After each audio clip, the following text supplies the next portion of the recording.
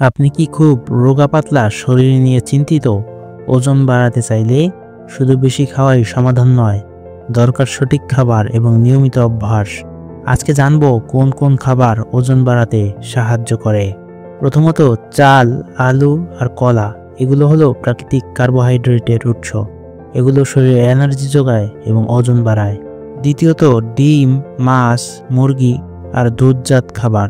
এগুলো প্রোটিন সমৃদ্ধ, যা শরীরে মাংসপেশি বাড়াতে সাহায্য করে।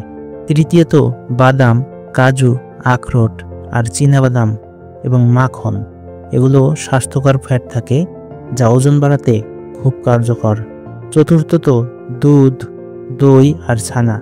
এগুলো ক্যালসিয়াম ও প্রোটিনের চমৎকার উৎস। প্রতিদিন খেলে শরীরের গঠন দ্রুত পরিবর্তন হবে। পঞ্চমত, ডাল, ছোলা আর শিম জাতীয় খাবার। এগুলো উদ্ভিজ প্রোটিনের বড় উৎস। তবে মনে রাখবেন, জাঙ্ক ফুড বা অতিরিক্ত তেলে ভাজা খাবার খেয়ে ওজন বাড়ানো স্বাস্থ্যকর নয়।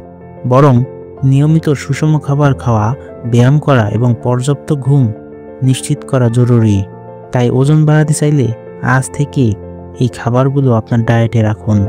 ভিডিওটি ভালো লাগলে লাইক, শেয়ার ও সাবস্ক্রাইব করতে ভুলবেন না। আপনার স্বাস্থ্য আপনার সম্পদ।